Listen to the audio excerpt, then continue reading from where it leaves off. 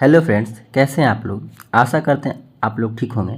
आज हम लोग देखेंगे एडुटेरिया के 5000 क्वेश्चन का सेट नंबर 75 और सेट नंबर 76। ठीक है, आइए देखते हैं आज का हमारा पहला क्वेश्चन क्या है। ठीक है, पहला क्वेश्चन क्या है कि निम्नलिखित में से कौन 1946 में गठित प्रथम अंतरिम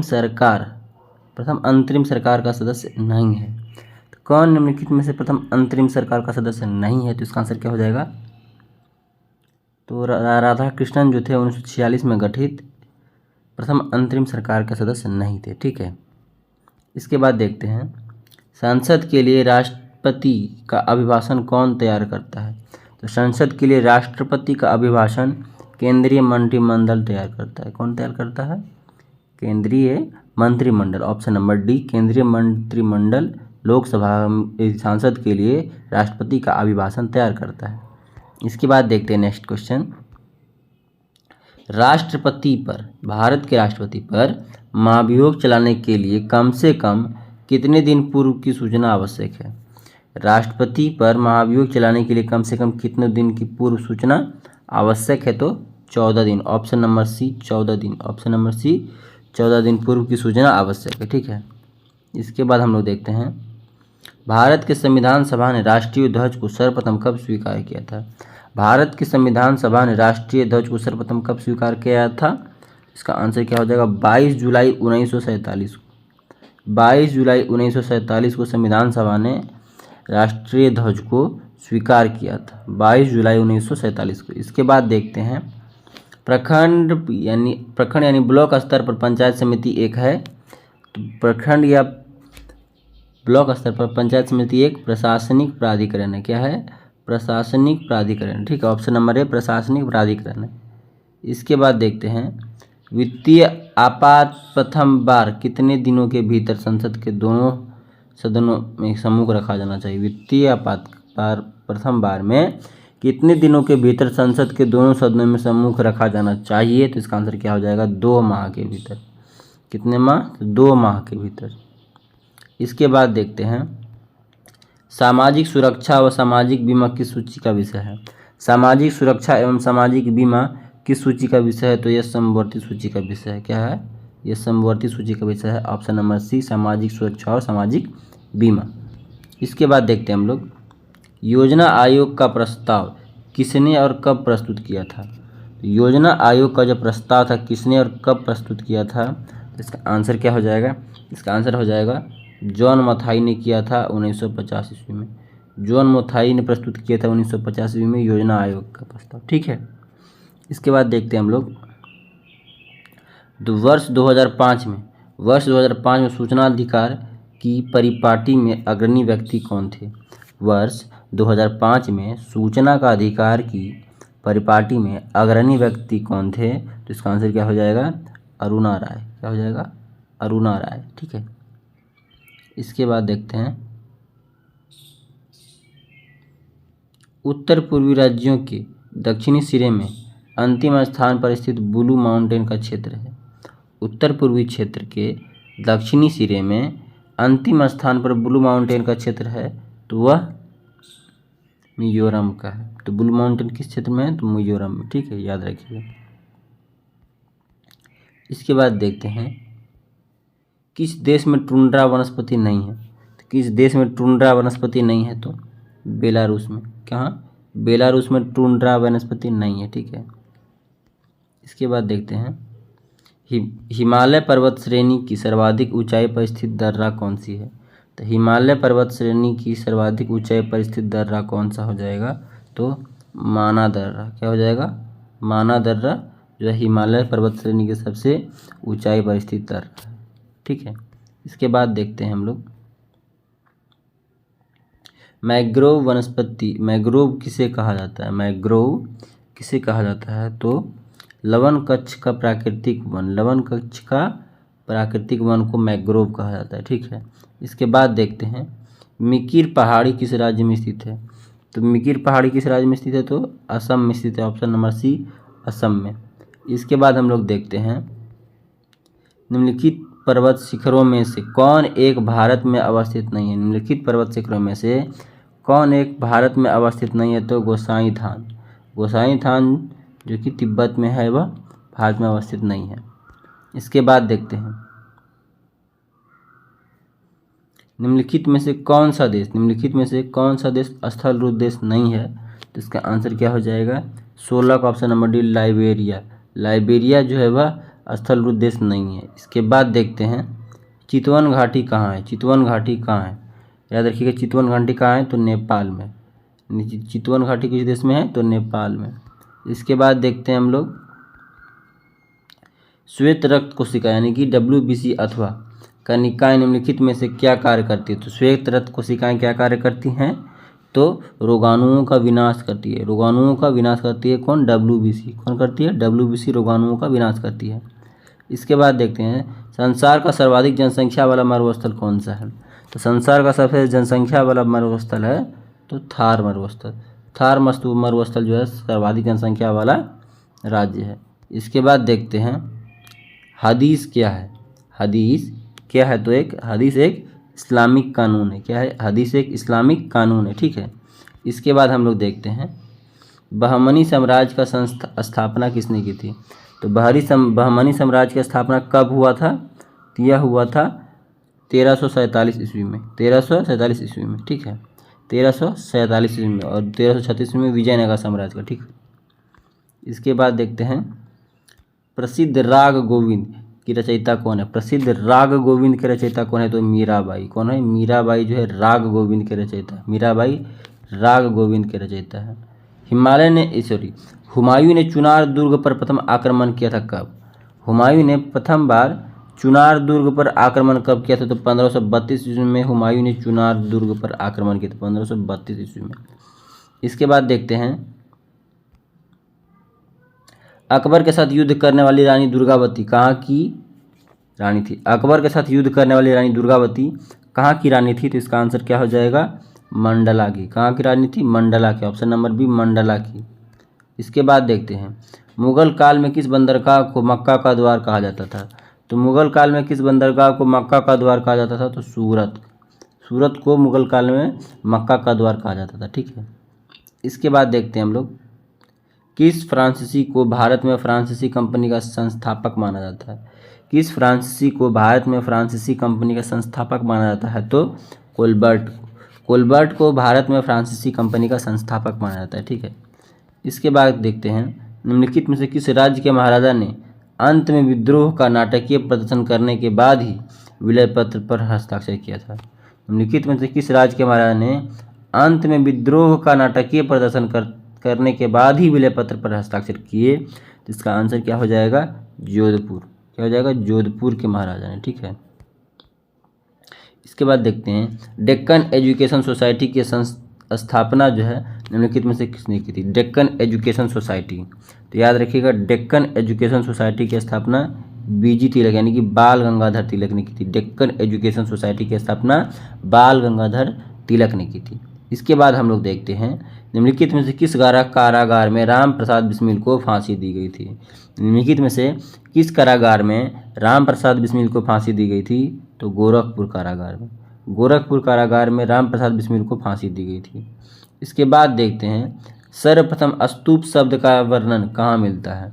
सर्वप्रथम स्तूप शब्द का वर्णन कहाँ मिलता है? तो ऋग्वेद में। ऋग्वेद में सर्वप्रथम स्तूप शब्द का वर्णन मिलता है। किस स्थान से मानव के साथ कुत्तों को दफनाए जाने का साक्ष्य मिला है? तो बुर्जहोम से। बुर्जहोम से मानव के साथ कुत्तों को दफनाए जाने का साक्ष्य मिला है। ठीक है। आइए देखते हैं नेक्स्ट क्वेश्चन। नेक्स्ट क्वेश्चन क्या है? तो पूंजीवादी अर्थव्यवस्था में कीमत निर्धारण किसके द्वारा होती है? तो पूंजीवादी अर्थव्यवस्था में कीमत निर्धारण किसके द्वारा होती है? तो मांग और पूर्ति के हिसाब से। मांग और पूर्ति के द्वारा पूंजीवादी अर्थव्यवस्था में कीमत का निर्धारण होता है। ठीक है। इसके बाद नेक्स्ट क्वेश्चन है आर्थिक समीक्षा। आर्थिक समीक्षा वित्त मंत्रालय के किस विभाग द्वारा जारी किया जाता है? आर्थिक समीक्षा वित्त मंत्रालय के किस विभाग द्वारा जारी किया जाता है? तो आर्थिक कार्य विभाग द्वारा। आर्थिक कार्य विभाग द्वारा आर्थिक समीक्षा वित्त मंत्रालय के विभाग द्वारा जारी किया जाता है, यानी आर्थिक कार्य विभाग द्वारा। ठीक है। इसके बाद देखते हैं डीपी रामाराव समिति, डीपी रामाराव समिति किससे संबंधित है? तो डीपी रामाराव समिति जो है वह रक्षा से संबंधित है। किससे संबंधित है? रक्षा से संबंधित है। ठीक है। इसके बाद देखते हैं प्रोटीन बनाने के लिए कितने अमीनो अम्ल की आवश्यकता होती है? तो प्रोटीन बनाने के लिए 20 अमीनो अम्ल की आवश्यकता होती है। कितने? 20 अमीनो अम्ल की। इसके बाद देखते हैं आधुनिक एंटीसेप्टिक सर्जरी के जनक कौन है? तो आधुनिक एंटीसेप्टिक सर्जरी के जनक कौन है? तो जोसेफ लिस्टर ने। क्या हो जाएगा? जोसेफ लिस्टर ने। ठीक है। इसके बाद देखते हैं उच्च वसन के समय पसलियाँ होती है। तो उच्च वसन के समय पसलियाँ जो है नीचे की ओर गति करती है। किधर गति करती है? तो नीचे की ओर गति करती है। उच्च वसन के समय पसलियाँ नीचे की ओर गति करती है। इसके बाद देखते हैं केचुआ से क्या लाभ है? केचुआ से क्या लाभ है? तो केचुआ जमीन को उपजाऊ बनाता है। क्या करता है? केचुआ जो है जमीन को उपजाऊ बनाता है। इसके बाद देखते हैं मानव शरीर में ऊर्जा की उत्पत्ति होती है। तो मानव शरीर में ऊर्जा की उत्पत्ति होती है ऊतकों में ऑक्सीजन पहुंचाकर। मानव शरीर में ऊर्जा की उत्पत्ति कैसे होती है? ऊतकों में ऑक्सीजन को पहुंचाकर। इसके बाद देखते हैं हम लोग ये मिलान करने वाली सूची है। ठीक है। इसमें नींबू का कैंकर रोग जीवाणु से, गेहूं का रस्ट रोग कवक से, भिंडी का पित्त रोग जो है विषाणु से। ठीक है। तीनों सही है तो इसका क्या आंसर हो जाएगा? डी नंबर हो जाएगा। डी नंबर यानी कि 1, 2 और 3 तीनों सही है। ठीक है। इसके बाद देखते हैं हम लोग एक कटा हुआ हीरा क्यों जगमगाता है? एक कटा हुआ हीरा क्यों जगमगाता है? तो पूर्ण आंतरिक परिवर्तन के कारण। पूर्ण आंतरिक परिवर्तन के कारण एक कटा हुआ हीरा या काटा हुआ हीरा जगमगाता है। ठीक है। इसके बाद देखते हैं 1 किग्रा सेंटीमीटर स्क्वायर, 1 किग्रा सेंटीमीटर स्क्वायर दाब समतुल्य है किसके बराबर? तो 1 बार के बराबर। किसके बराबर? 1 बार के बराबर यानी कि 1.0 बार यानी कि 1 बार के बराबर। ठीक है। 1 किग्रा सेंटीमीटर स्क्वायर 1 बार के बराबर। इसके बाद देखते हैं ताप बढ़ाने पर द्रव की श्यानता पर क्या प्रभाव पड़ता है? तो ताप बढ़ाने पर द्रव की जो श्यानता है वह घटती है। ताप बढ़ाने पर द्रव की श्यानता घटती है। इसके बाद देखते हैं हम लोग कमरे में लगा हुआ वातानुकूलक क्या नियंत्रित करता है? कमरे में जो है वातानुकूलक जो है क्या नियंत्रित करता है? तो आर्द्रता एवं ताप दोनों को, आर्द्रता एवं ताप दोनों को नियंत्रित करता है। इसके बाद देखते हैं इसमें सूची 1 को सूची 2 के साथ जो है मिलान करना है। ठीक है। तो क्या हो जाएगा? एनीमोमीटर क्या हो जाएगा? तो वायु के वेग से। सिस्मोग्राफ क्या हो जाएगा? भूकंप से। बैरोग्राफ क्या हो जाएगा? तो वायुमंडलीय दाब से। और हाइग्रोमीटर जो है आर्द्रता से हो जाएगा। क्या हो जाएगा? आपेक्षिक आर्द्रता से। तो 3 1 2 1 3 1 2 4 देखिए 3 1 2 4 कहाँ है? तो डी नंबर में 3 1 2 4 कहाँ है? डी नंबर में। इसके बाद देखते हैं हम लोग बरखान स्थलाकृति का संबंध है। बरखान जो है स्थलाकृति किससे संबंधित है? तो मरुस्थल से। ऑप्शन नंबर ए मरुस्थल से संबंधित है। ऑप्शन नंबर ए मरुस्थल से संबंधित है। ठीक है। इसके बाद देखते हैं जैव विविधता का संरक्षण के लिए आवश्यक है। जैव विविधता के संरक्षण के लिए कौन सा आवश्यक है?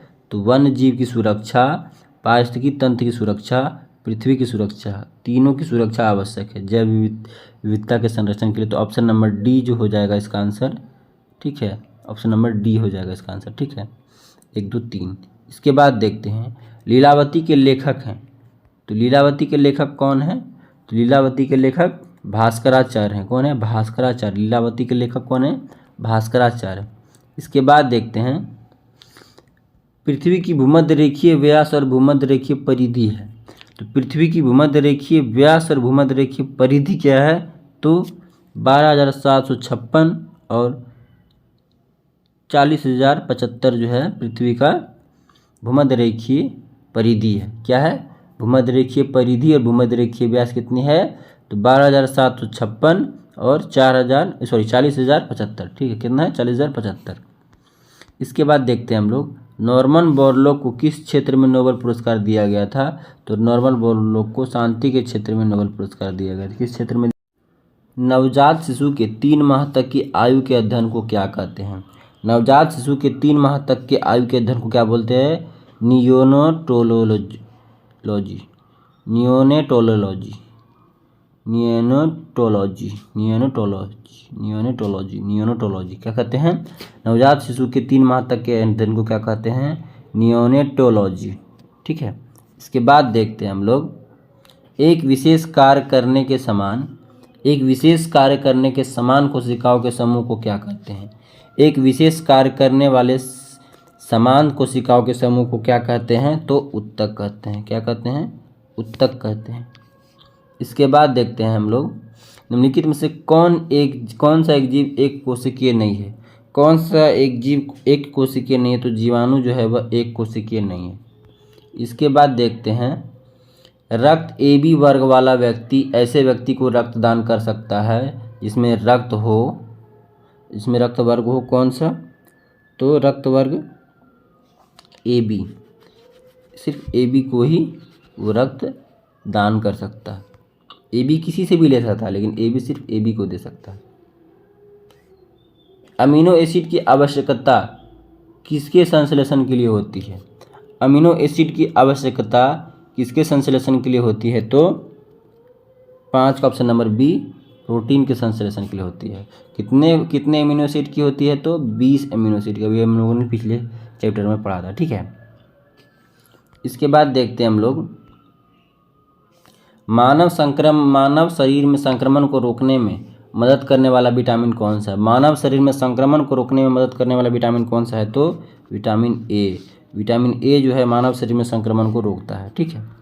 इसके बाद देखते हैं निम्न में से विशालतम स्थलचर वन्य प्राणी कौन सा है? निम्न में विशालतम स्थलचर वन्य प्राणी कौन सा है? तो अफ्रीकन हाथी। अफ्रीकन हाथी जो है वह विशालतम स्थलचर वन्य प्राणी है।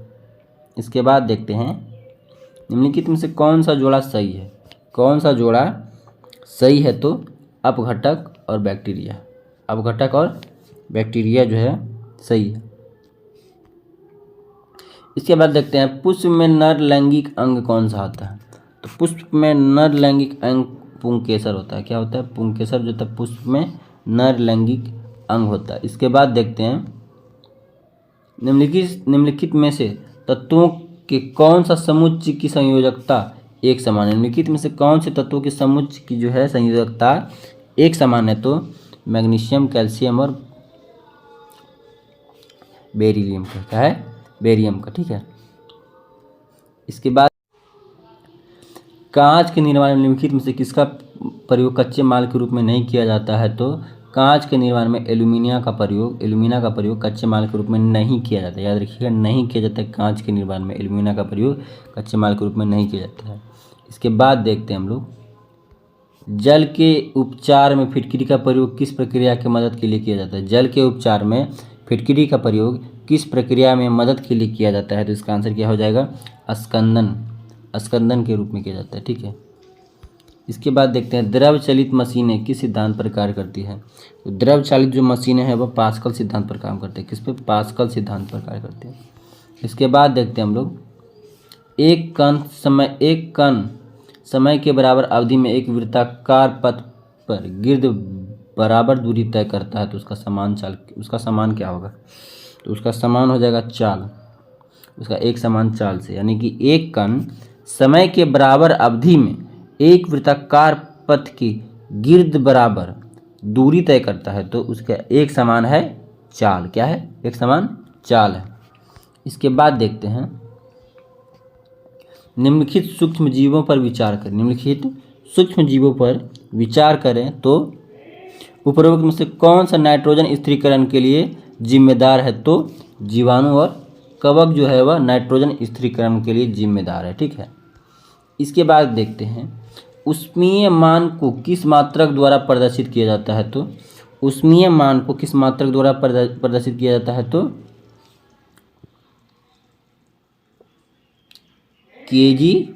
केजे पर केजी।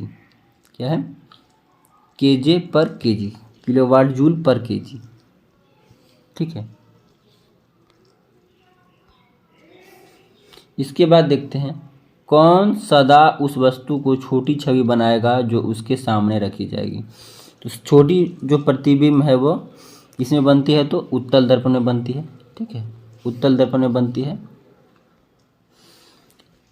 सर सीवी रमन को उसके किस प्रयोग के लिए नोबेल पुरस्कार दिया गया था। सर सीवी रमन को उसके किस प्रयोग के लिए नोबेल पुरस्कार दिया गया था, तो प्रकाश के प्रकीर्णन के लिए उनको नोबेल पुरस्कार दिया गया था। इसके बाद देखते हैं धन के परिचालन की मात्रा में वृद्धि करने के कारण बढ़ते मूल्य की अवस्था क्या कहलाती है।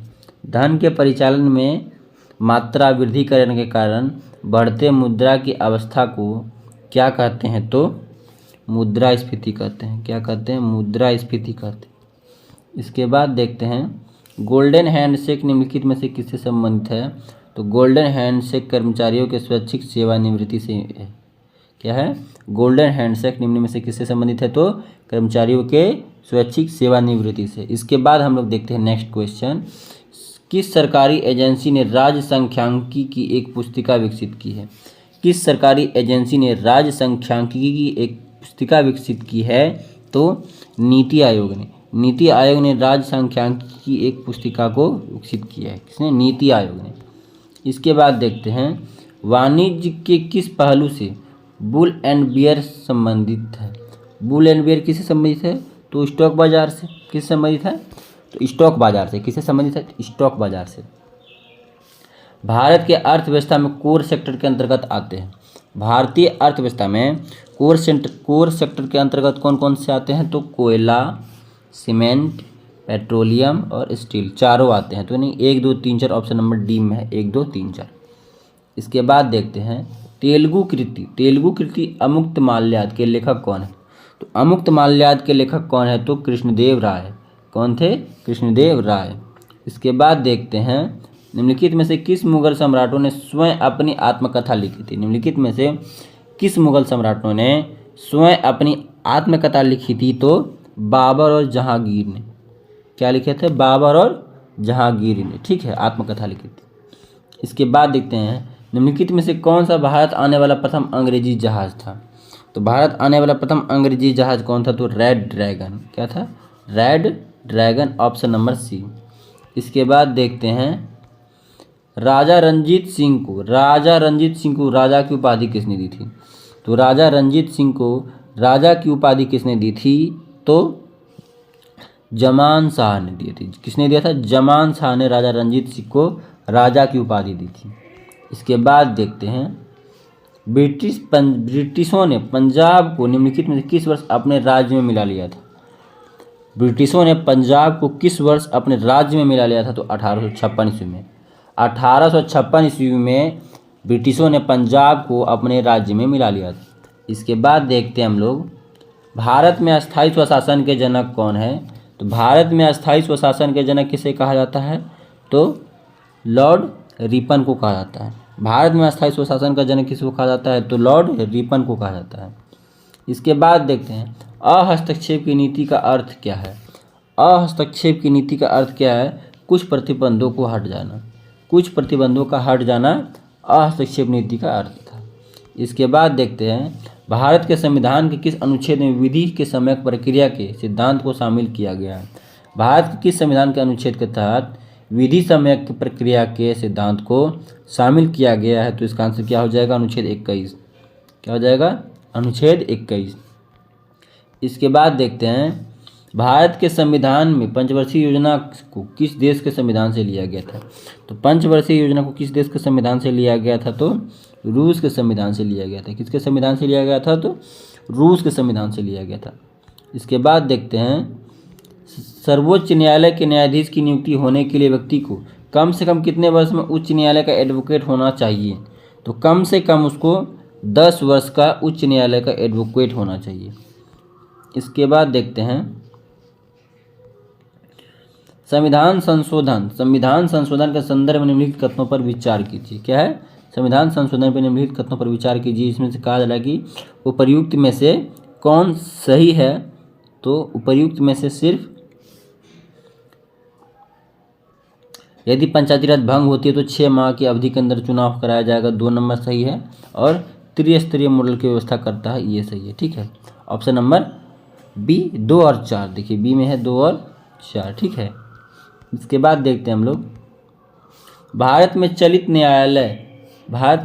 न्यायालय का सूत्रपात किया था, यानी कि मोबाइल कोर्ट या चलित न्यायालय का सूत्रपात किसने किया था? तो डॉक्टर APJ अब्दुल कलाम ने किया था। डॉक्टर APJ अब्दुल कलाम ने किया था चलित न्यायालय यानी मोबाइल कोर्ट का स्थापना।